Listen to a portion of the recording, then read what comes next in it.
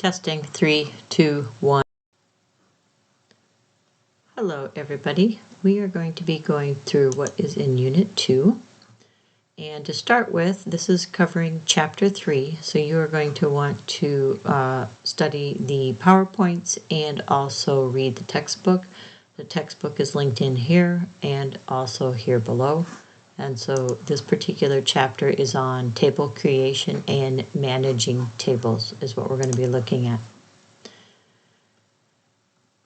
A former colleague has added some descriptions of all of the tables that we have available in this particular unit, and it will be well worth your time to study these tables. So for example, these are all the user tables and columns, and it also indicates what kind of data is stored in each column, and for some activities that might be useful. This is all of the tables and every one of their columns in a little bit different format, but again, it's indicating what type of data it is using, and it includes all of the data. The more you familiarize yourself with these tables, the better off maybe some of the exercises will go for you. So please study those documents. There's one more that just lists the user tables, again, in a little bit different format for you to utilize. Remember, when you are using the, there's a difference between the run statement and the run script. And we kind of looked at that before.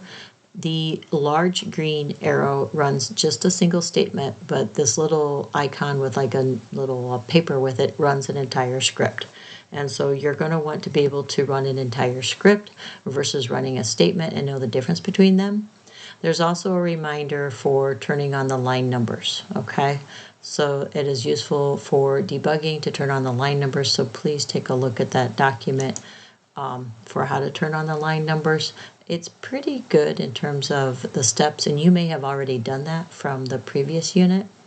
It's not loading as fast as I'd like. We'll come back and see if it loaded.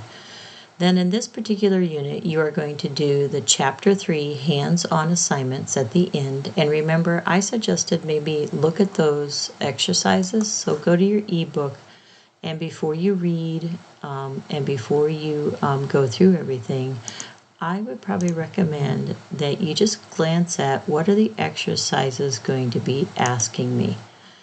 Because if you pre-read this, then when you actually read the text or go through the examples, you're going to be like, oh yeah, I'm going to have to do that on exercise 2, or I'm going to need to know that for exercise 6. So it just gives you, it's kind of like a pre-reading. Sometimes you pre-read, then you read, and then you review when you're done. That kind of an idea, okay? And so you're going to be doing all the hands-on exercises. Make sure you name the document according to what is being asked here. And then view the sample file that's attached here for the example of how it's supposed to look like. So don't forget some of those details where you put in, and I always open up these files if I'm not in the developer, in a Notepad++. So it just shows you, remember the formatting here at the top, name, course, and the particular assignment, and then remember to add in your comment for every single example. Now these are not the solutions to the exercise, it's just an example. Last but not least, you will have the Unit 2 quiz, and there is a time limit on this one, as there will be with others, and you will get 3 attempts.